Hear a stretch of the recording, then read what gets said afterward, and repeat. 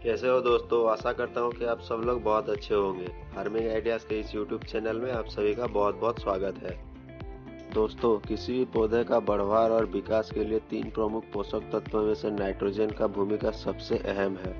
Nitrogen पौधे को हमेशा हरा भरा रखता है, उसमें नए नए कल्ले और शाखा निकालने में मदद करता है। एक तरह से कहा जाए तो पौधे का ओवरऑल ग्रोथ और रिप्रोडक्शन के लिए नाइट्रोजन सबसे इम्पोर्टेंट है।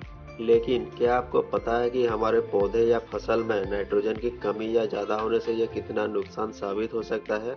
ये हमारे फसल के पैदावार को घटा देता है।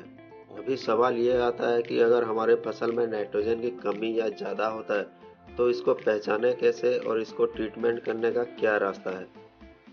तो बिल्कुल इसी समस्या के समाधान में विस्तार पूर्वक आप लोगों को बताऊंगा। पूरी जानकारी के लिए आप वीडियो को आखिर तक देखिए। दोस्तों, नाइट्रोजन एक मोबाइल एलिमेंट है, यानी कि ये पौधे के निचले हिस्से से ऊपर की ओर गति करता है।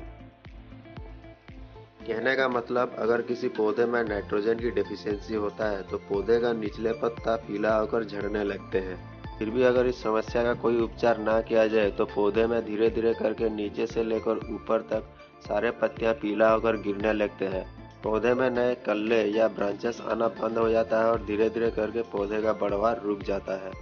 दोस्तों, पौधे में पत्तियां पीला होकर झड़ने का कई और भी कारण है। जैसे कि खड़े फसल में अगर पानी ज़्यादा हो जाए या फिर जल निकासी की व्यवस्था अच्छे तरीके से ना हो तो पत्तियां पीला होकर झड़ने लगते हैं। इस समस्या में जो पत्तियां पीला होते हैं, पूरे के पूरे पौधे के पत्तियां एक साथ पीला होकर झड़ने लगते हैं। लेकिन नाइट्रोजन डेफिशिएंसी में पत्तियों का पीला होकर झड़ने का प्रक्रिया पौधे के नीचे से शुरू होकर ऊपर तक चलता रहता है। बिल्कुल इसी तरह जिंक पोषक तत्व की कमी से पौधे के ऊपर की ओर पत्तियां पीला होने लगते हैं, ना कि पौधे के नीचे की ओर। तो इसी तरह आप पौधे में नाइट्रोजन की कमी का सिम्टम्स आसानी से पता कर सकते हैं। दोस्तों, फसल में अगर नाइट्रोजन की कमी दिखाई देता है और इसका आप तुरंत समाधान चाहते हैं तो आप लिक्विड नाइट्रोजन या फिर एनपीके का छिड़काव कर सकते हैं। या फिर जिस हिसाब से आपके फसल में नाइट्रोजन की कमी दिखाई दे रहा है उसी हिसाब से आप अपने फसल में नाइट्रोजन खाद का प्रयोग कर सकते हैं, क्योंकि नाइट्रोजन बहुत जल्दी मिट्टी के साथ मिल जाता है और यह पौधे को काफ़ी आसानी से उपलब्ध हो जाता है।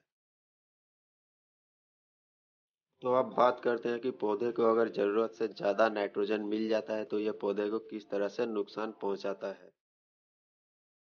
दोस्तों, ज़्यादा नाइट्रोजन होने के कारण पौधे का वनस्पति वृद्धि यानी कि वेजिटेटिव ग्रोथ ज़्यादा हो जाता है, जिसके कारण पौधे में कई तरह के कीट पतंग और बीमारियों का आक्रमण होना शुरू हो जाता है। पौधे को ज़्यादा नाइट्रोजन मिलने से पौधे का हाइट बढ़ जाता है, जड़ का विकास अच्छे तरीके से नहीं हो पाता है। पौधे का तना और इनमें से जो नए नए ब्रांचेस निकलते हैं वो पतला हो जाते हैं, जिसके कारण पौधा नीचे की ओर झुकने लगता है। मोटा मोटी तौर पे कहा जाए तो पौधा हरा भरा तो दिखता है, लेकिन पौधे का ओवरऑल स्ट्रेंथ और रोग प्रतिरोधक शक्ति घट जाता है। एक्सेस नाइट्रोजन होने के वजह से पौधा फूल खिलाना बंद कर देता है या फिर जो भी कलियां आते हैं, फूल आते हैं, वो पीला होकर नीचे झड़ने लगते हैं, क्योंकि जितना भी माइक्रोन्यूट्रन पौधे को मिलता है वो पौधे के बढ़वार में लग जाते हैं, ना कि फूल खिलाने में, जिसका असर फसल के पैदावार के ऊपर पड़ता है। दोस्तों, आखिर में मैं आपको एक बात कहना चाहता हूँ कि अगर आप कमर्शियल फार्मिंग करते हैं तो किसी भी फसल की खेती करने से पहले आपको मिट्टी की जांच कर लेना चाहिए। उसी के हिसाब से आप अपने फसल में पोषक तत्व का प्रयोग कर सकते हैं। अगर नाइट्रोजन की बात किया जाए तो फसल में एक बार नाइट्रोजन की कमी होने से आप बाद में नाइट्रोजन का प्रयोग करके उसका भरपाई कर सकते हैं। अगर फसल में आपने ज़्यादा क्वांटिटी में नाइट्रोजन का इस्तेमाल कर दिया है या फिर मिट्टी में पहले से ही ज़्यादा क्वांटिटी में नाइट्रोजन है तो फिर बाद में इसको एडजस्ट करना मुश्किल है। दोस्तों, आशा करता हूँ कि इस वीडियो के माध्यम से आपको कुछ अच्छा जानकारी मिला होगा। अगर ऐसा है तो आप वीडियो को लाइक कीजिए, अपने दोस्तों के साथ वीडियो को शेयर कीजिए। अगर आपके मन में कुछ सुझाव या डाउट है तो आप कमेंट में मुझे बता सकते हैं, मैं आपको ज़रूर रिप्लाई करूँगा। तो मिलते हैं अगले वीडियो में कुछ नए टॉपिक के साथ, तब तक के लिए धन्यवाद।